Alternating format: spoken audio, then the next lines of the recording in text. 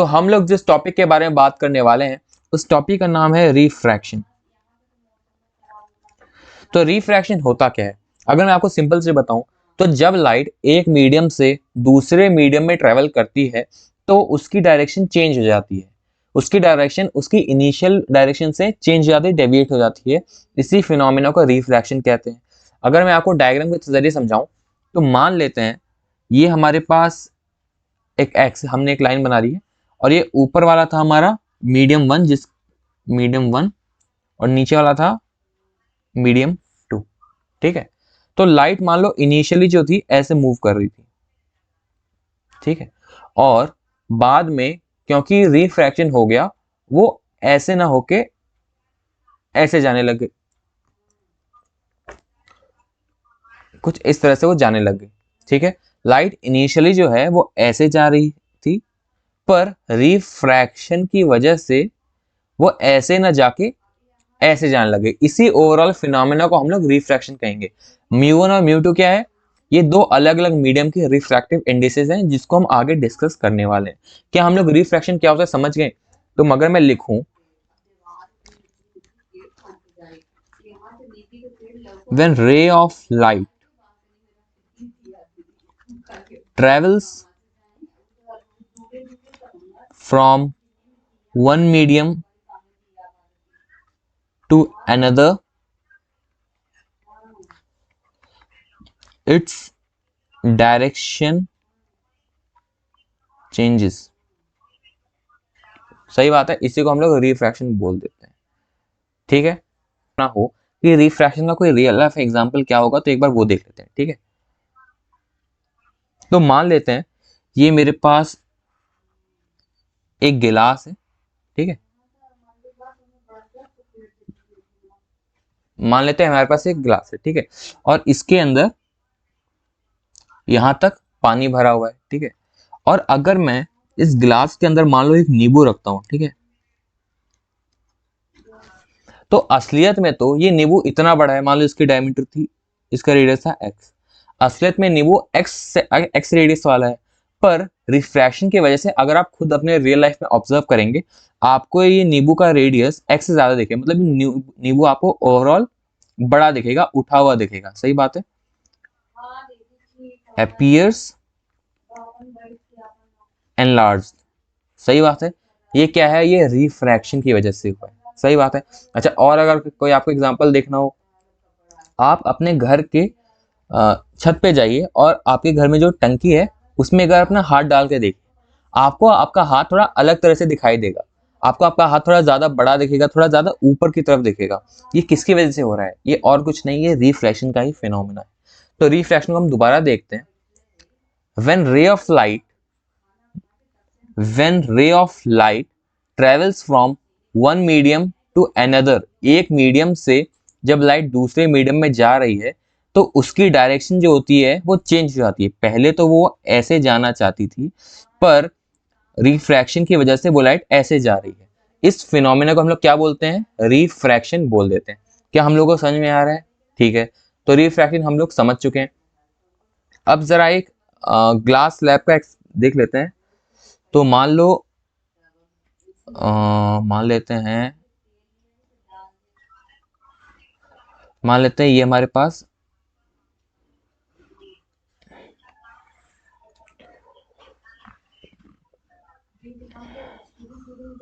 ठीक है, मान लो ये हमारे पास एक ग्लास स्लैब है। ठीक है, तो शीशे की बनी हुई एक रेक्टेंगुलर ऑब्जेक्ट हमारा शीशे का बना हुआ रखा हुआ है। ठीक है, अब क्या होता है, आप एक्सपेरिमेंट समझिए कि इसमें हो क्या रहा है।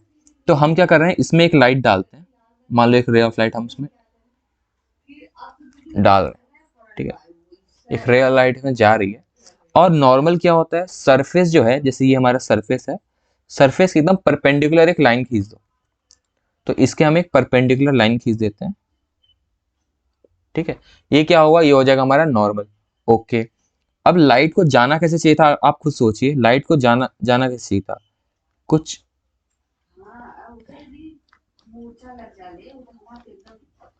लाइट को कुछ ऐसे ट्रेवल करना चाहिए था।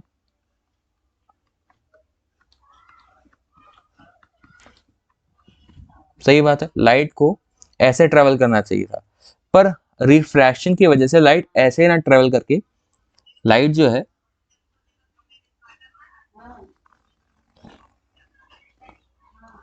वो थोड़ा इस मुड़ जाती है। ठीक है, लाइट को इनिशियली जाना तो ऐसे चाहिए था, पर रिफ्रैक्शन की वजह से लाइट ऐसे घूम जाती है। सही बात है। अच्छा, अब मैं फिर से एक और सरफेस मिल गया, तो चलो इसका भी नॉर्मल बना देते हैं। तो अब मैंने इसका भी एक नॉर्मल बना दिया। ठीक है। अच्छा, अब लाइट को कैसे जाना चाहिए? अब लाइट जाना तो उसको ऐसे चाहिए था, पर रिफ्रैक्शन की वजह से लाइट अब ऐसे जाने लग जाएगी। ठीक है, तो हमने पूरा एक्सपेरिमेंट समझा कि देखो, दोबारा देखते हैं। हमने एक रे ऑफ लाइट पास की थी। ठीक है, मान लो ये वाला मीडियम था μ1, ये ग्लास का मीडियम था μ2, और वापस ये वाला मीडियम आ गया μ1। ठीक है, अब देखते हैं। मान लो इनिशियली हमारे पास ये इंसिडेंट रे थी, इसको नाम देते हैं इंसिडेंट रे, और ये था हमारा नॉर्मल। ठीक है, इसको n1 बोलते हैं, ये वाला नॉर्मल n2। ठीक है, तो एंगल ऑफ इंसिडेंस क्या होता है, जरा ध्यान से सुनिए। एंगल ऑफ इंसिडेंस क्या होता है? जो इंसिडेंट रे जो है, ये वाली जो इंसिडेंट रे है, ये नॉर्मल के साथ जो एंगल बनाती है, इसे हम बोलते हैं एंगल ऑफ इंसिडेंस। तो ये हो गया हमारा एंगल आई। ठीक है, नॉर्मल और सरफेस के बीच का एंगल क्या होता है? हमेशा 90 डिग्री। ठीक है, ओके। तो और ये हमारे जो एंगल ऑफ इंसिडेंस, जो लाइन ऑफ इंसिडेंस है, ये हमारे सरफेस से इंटरेक्ट करती है, टकराती है, उसके बाद वो अपनी डायरेक्शन को चेंज कर लेती है। तो क्या बोला था मैंने? इनिशियली उसको जाना तो ऐसे चाहिए था, पर रिफ्रैक्शन की वजह से वो घूम के ऐसे जाने लग गई। ठीक है, वो कुछ एंगल से डेविएट हो गई, इसको हम रिफ्रैक्शन बोलते हैं। ठीक है, अच्छा, ये हो गया angle of incidence. Angle of refraction क्या होगा? ये जो रिफ्रैक्टेड रे है, इसको जरा अच्छे से बनाते हैं। ये जो रिफ्रैक्टेड रे है, ये नॉर्मल के साथ जो एंगल बनाती है, इसे हम बोलते हैं एंगल ऑफ रिफ्रैक्शन। तो ये वाला एंगल क्या होगा? R, angle of refraction. समझ गए? इंसिडेंट रे ये वाली, ठीक है, ये वाली होगी हमारी इंसिडेंट रे। ये वाली रे जो गई है यहाँ पे, ये वाली क्या होगी? ये होगी हमारी रिफ्रैक्टेड रे। सही बात है, ओके। तो मैं इसको नाम जरा, ये आई है, ये आर है। अच्छा, ये अब जो नया सरफेस बना है, ध्यान से सुनिए, जो नया सरफेस बना है, इसके लिए ये वाली रे क्या होगी? इसके लिए ये वाली रे हो जाएगी इंसिडेंट रे, और ये वाली हो जाएगा रिफ्रैक्टेड रे। पर एक्सपेरिमेंट में ओवरऑल इसको रिफ्रैक्टेड कहा गया है, और इस तीसरी रे को एमर्जेंट रे कहा गया है। ठीक, ये वाला क्या होगा आप लोग गेस कर सकते हैं? ये वाला फिर से होगा एंगल ऑफ इंसिडेंस, और रे जो गई है नॉर्मल के साथ उसका एंगल ऑफ रिफ्रैक्शन। आप लोग पूरा एक्सपेरिमेंट समझ गए होंगे। अच्छा, इस एक्सपेरिमेंट का मेजर आउटकम समझिए।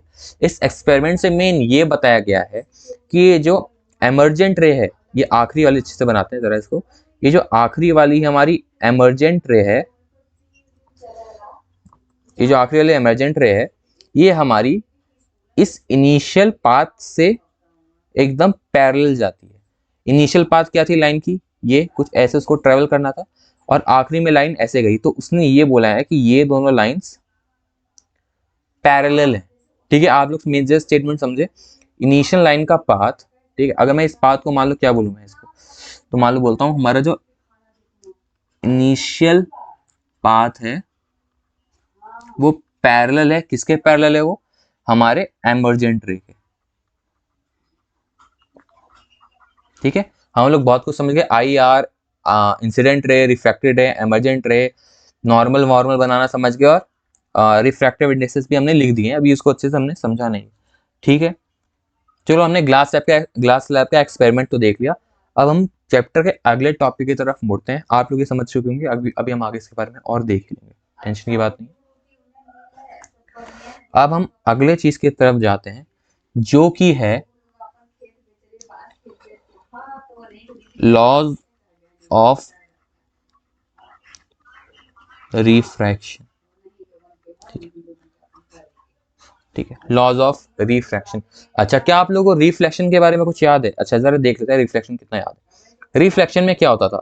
हमारे पास एक ऐसी लाइन पड़ी होती थी, इसमें एक इंसिडेंट रे टकराती थी और एक रिफ्लेक्टेड रे आ जाती थी और सरफेस के परपेंडिकुलर हम लोग एक नॉर्मल बना देते थे। सही बात है।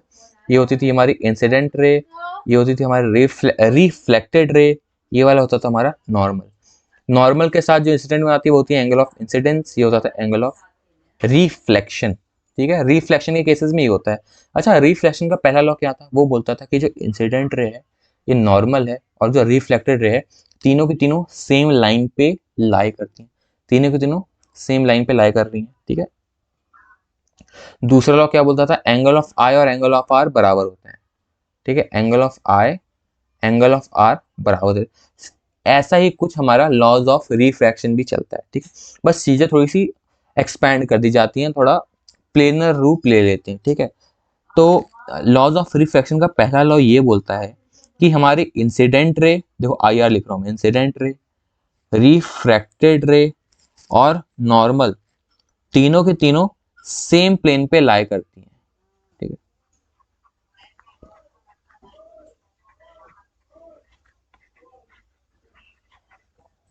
ठीक है, दोबारा बोल देता हूं मैं। लॉज ऑफ रिफ्रैक्शन का पहला लॉ ये है, इंसिडेंट रे, रिफ्रैक्टेड रे और उनका नॉर्मल, ये सब के सब सेम प्लेन पे लाई करते हैं। सही बात है। और दूसरा लॉ बोलता है, इसको हम स्नेल्स, दूसरे लॉ को हम प्यार से क्या बोलते हैं? Snell's law. सेकंड लॉ बोलता है कि sine of i upon sine of r is equal to constant, और इसको जरा और अच्छे से एक्सपेंड किया गया है, इस constant is equal to mu two by mu one. ठीक है, ये हमारे लॉज ऑफ रिफ्लेक्शन के दोनों लॉ। ठीक है, अच्छा एक बार इन लॉज को जरा देख लेते हैं क्या कहना चाहते हैं।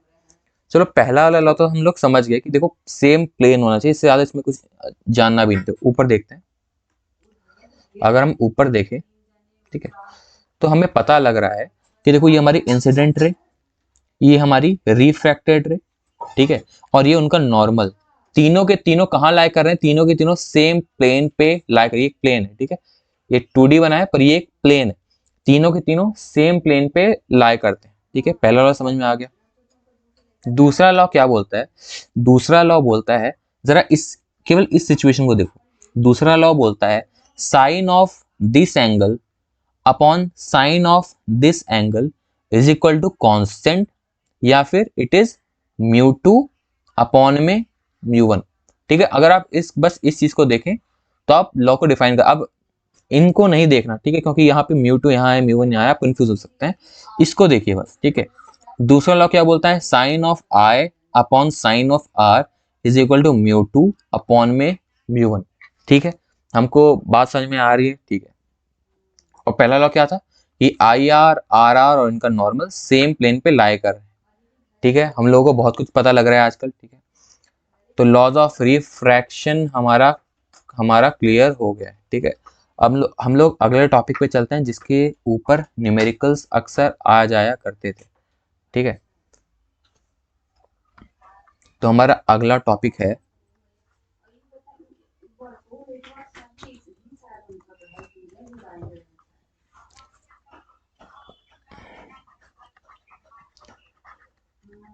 रिफ्रैक्टिव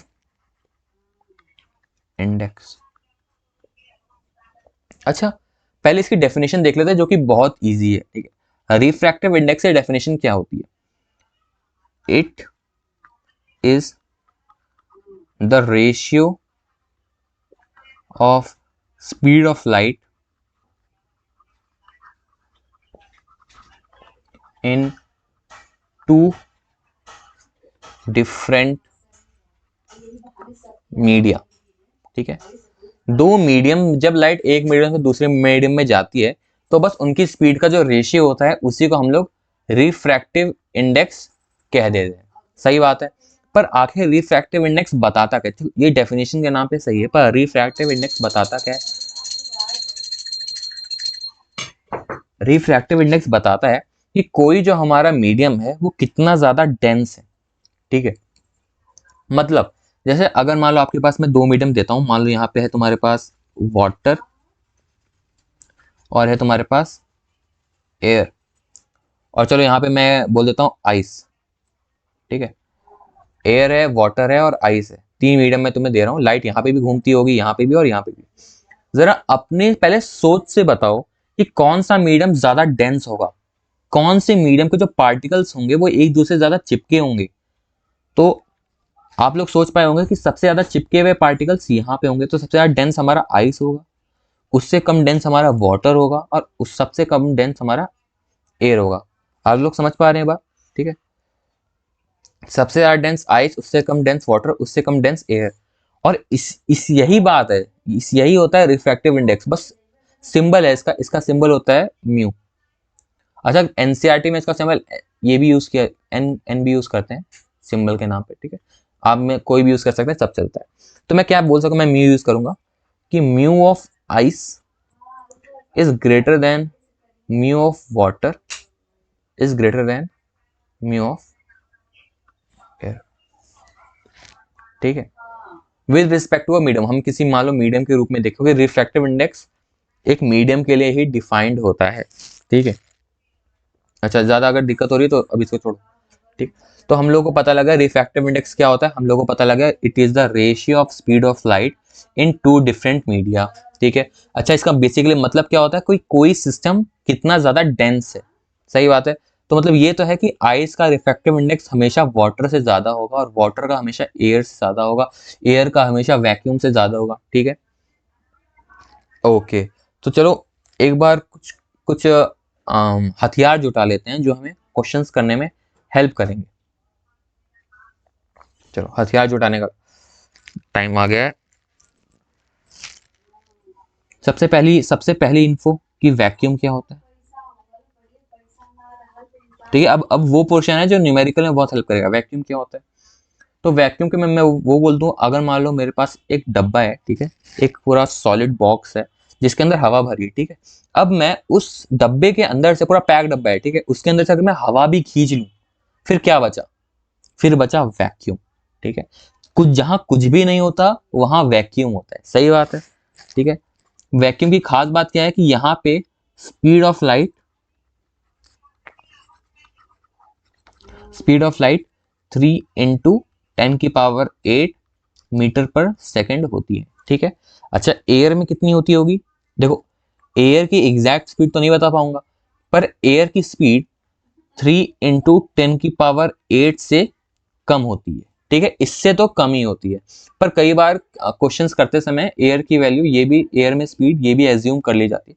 पर हमेशा याद रखना, लाइट की स्पीड एयर में 3 × 10⁸ मीटर पर सेकेंड से कम होती है, थोड़ी सी कम होती है। ठीक है, और वैक्यूम में स्पीड इतनी होती है, और दुनिया में कोई भी चीज हो, उसकी रफ्तार इससे ज्यादा कभी पहुंच ही नहीं सकती, ये प्रूव हो चुका है। ठीक है, कभी भी लाइट की स्पीड इससे ज्यादा नहीं जा सकती, 3 × 10⁸ मीटर पर सेकेंड, और ये वैल्यू भी बहुत बड़ी है, इससे ज्यादा कोई जा ही नहीं सकता। ठीक है, ओके। अच्छा, अब क्वेश्चंस करते समय एक बार कुछ सोच लेते हैं।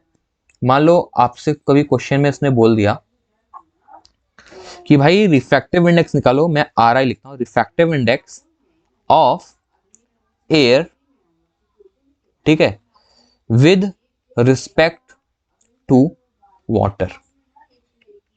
ठीक है, रिफ्रैक्टिव इंडेक्स ऑफ एयर बताओ वाटर के रिस्पेक्ट में। अच्छा, जब भी ऐसा कुछ हो, ठीक है, तो आप एक चीज देखो कि विद रिस्पेक्ट टू वाटर है, बाद में कौन आ रहा है, वाटर आ रहा है। ठीक है, तो इसको लिखने का तरीका क्या है, म्यू ऑफ एयर, एयर को ए से लिखा हूं, mu of air with respect to water. लिखने का तरीका समझे, सबसे पहले air with respect to water लिखने का तरीका, और फॉर्मूले में ऊपर क्या आएगा, जो बाद में आएगा, जो बाद में आएगा वो ऊपर जाएगा। ठीक है, तो ऊपर आएगी speed of light in water, नीचे क्या आएगा, speed of light in air. ये हो गया रिफ्रैक्ट, ये क्या हो गया, ये हो गया refractive index of air with respect to water. आप लोग समझ रहे हैं, क्वेश्चन में ऐसा आएगा, क्वेश्चन में इसकी स्पीड दे देगा, इसकी स्पीड दे देगा, बोलेगा refractive index of air with respect to water या फिर refractive index of water with respect to air. आपको बस ये कंफ्यूज नहीं होना कि ऊपर कौन आता है नीचे कौन आता है। ध्यान से सुनो, जो बाद में आएगा वो ऊपर जाएगा, ठीक है। ओके, अच्छा एक और टर्म देखने को मिलता है जो कि होता है एब्सोल्यूट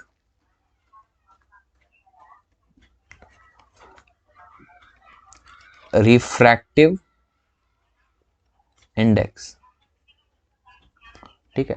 अगर कोई बोले कि भाई एब्सोल्यूट रिफ्रैक्टिव इंडेक्स बोला, तो हम ये मान के चलेंगे कि वो किसी और, जैसे मान लो तुमसे बोल रहा है absolute refractive index of water, ठीक है, उसने बस ये बोल दिया।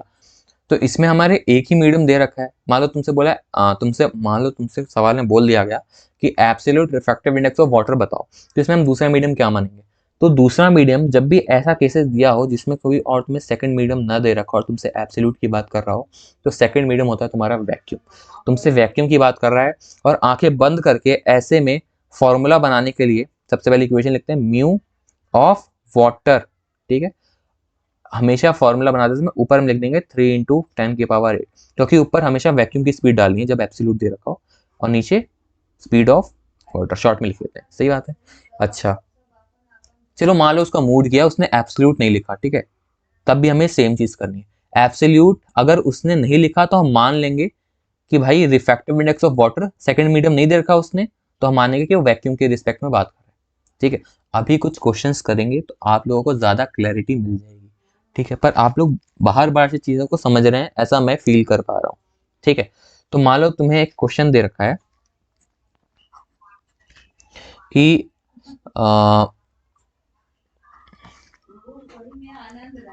Calculate absolute refractive index of diamond given refractive index of water with respect to diamond is 0.2 and speed of light in water is 2 × 10⁸ metre पर सेकेंड सॉल्यूशन। एक बार थोड़ा सा समय लगा के हम लोग क्वेश्चन को समझने की कोशिश करते हैं। क्वेश्चन बोल रहा है calculate absolute refractive index of diamond. Diamond का हमें एब्सोल्यूट रिफ्रैक्टिव इंडेक्स बताना है। अच्छा, अगर एब्सोल्यूट बोला है तो हमें पता है ऊपर तो वैक्यूम की स्पीड यानी 3 × 10⁸ आएगी, और नीचे क्या आएगा? नीचे आएगी स्पीड इन डायमंड। फॉर्मूला सबको समझ में आ रहा है? एब्सोल्यूट में नीचे मीडियम की स्पीड आ जाती है, सही बात है, ठीक है। पहली क्वेश्चन तो हम लोग समझ गए कि भाई इससे हमें आंसर निकल जाना है अगर हमें डायमंड की स्पीड पता हो। ओके, गिवन क्या गिवन है कि refractive index of water with respect to diamond is 0.2 and speed of light in water is 2 × 10⁸। सॉल्व करते हैं, ठीक है, आप लोग भी कुछ ना कुछ पता लग जाएगा कैसे होने वाला है। चलो ये तो हमें यहाँ से यहाँ तक की चीज बाद में ढूंढनी है, पहले इस गिवन स्टेटमेंट को जरा एक्सपैंड करते हैं, ठीक है। Refractive index of water with respect to diamond, okay, क्या बोला है? Refractive index of water with respect to diamond. क्या मैं इसे लिख सकता हूँ? Mu of water with respect to diamond. Equation सही लिख दी मैंने, ठीक है। अब लगाओ इक्वल टू, जो बाद में आता है वो ऊपर जाता है, ठीक है। तो ऊपर क्या आएगा? ऊपर आएगा स्पीड इन डायमंड, नीचे क्या आएगा? Speed in water. चलो इक्वेशन तो हमने सही लिख दी, अब आगे बढ़ते हैं। क्या उसने हमें इस रिफ्रैक्टिव इंडेक्स की वैल्यू बता रखी है? दोबारा पढ़ते हैं। Refractive index of water with respect to diamond is 0.2। हाँ, बता रखी है कि इस चीज की वैल्यू, इस रिफ्रैक्टिव इंडेक्स की वैल्यू है 0.2 इक्वल टू, डायमंड में स्पीड दे रखी है क्या? नहीं दे रखी। वाटर में स्पीड दे रखी है क्या? Speed of light in water is इतना, तो लिख लेते हैं। ये नीचे डिवाइड में है या मल्टीप्लाई में चला जाएगा, तो 0.2 इंटू 2 इंटू 10 की पावर 8, ठीक है, इसको इससे मल्टीप्लाई कर दो। 2 इंटू 0.2 कितना होगा, 0.4 इंटू 10 की power 8 equal to speed diamond, ठीक है। तो हम ये तो समझ गए कि हमारा एक रिजल्ट तो आ चुका है, ठीक है, ये हमने ये देख लिया, इस इक्वेशन को यूज करके हमने ये निकाल लिया। चलो अब हम अगले पार्ट पे प्रोसीड करते हैं, ठीक है। अब हम अगले पार्ट पे प्रोसीड करते हैं। तो हमें निकालना क्या है, absolute refractive index of diamond. तो हमने निकालना क्या है, absolute refractive index of diamond. जब भी बात एब्सोल्यूट की हो, ऊपर क्या आएगा, 3 इंटू 10 की पावर 8, नीचे क्या आएगा, इसकी स्पीड, डायमंड की स्पीड कितनी है भाई, हमने यहाँ निकाल लिया, इसको ज़रा पुट कर दो, 0.4 इंटू 10 की पावर 8, इससे काटो, इसको इससे डिवाइड करो, कितनी वैल्यू आ रही है, 3/0.4 कितना आएगा, पॉइंट से पॉइंट हटाओ, 30/4 आ जाएगा, और आ जाएगा डिवाइड करने पे 7.5, ठीक है। तो हमारा क्वेश्चन खत्म हो गया। देखो वैल्यू उतनी रियलिस्टिक भले ही ना लगे, पर हमारा आंसर आ गया कि absolute refractive index of diamond would be 7.5, ठीक है। तो हमारा फाइनल रिजल्ट आ चुका है, ठीक है। अब देखो रिफ्रैक्टिव इंडेक्स हमारा खत्म हो गया, तो एक बार हम फाइनल देख लेते हैं कि भाई फॉर्मूले क्या लगे इसके, ठीक है। फॉर्मूले एक बार हम फाइनल यहाँ पे डब्बा लगा के लिख लेते हैं।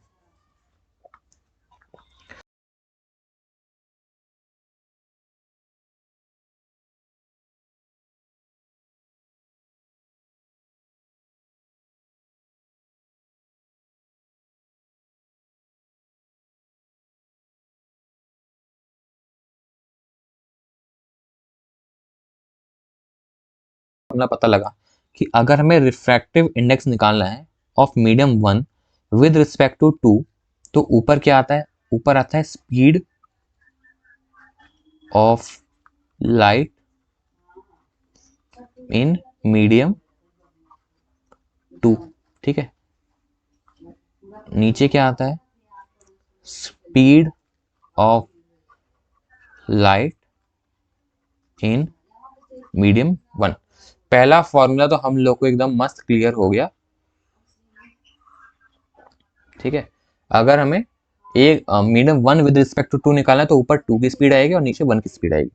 पहला फॉर्मूला हो गया हमें क्लियर, ठीक है। अब हम अगले फॉर्मूले की तरफ चलते हैं। अगर वो हमसे बोलता हमसे बोल रहा है वो कि refractive index of medium 1 with respect to nothing, मतलब एब्सोल्यूट की बात कर रहे हैं, ठीक है। अगर एब्सोल्यूट वाली बात आ जाए तो हम क्या करते हैं, ऊपर लिखते हैं 3 इंटू 10 की पावर 8 मीटर पर सेकेंड, और नीचे क्या आती है, speed of light in medium 1, ठीक है।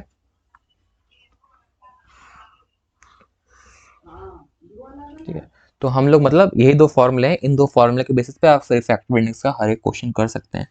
तो हम लोगों ने मतलब रिफ्रैक्टिव इंडेक्स रिफ्रैक्शन की एक तरह से शुरुआत कर दी है। अब हम आगे बढ़ते रहेंगे, ठीक है।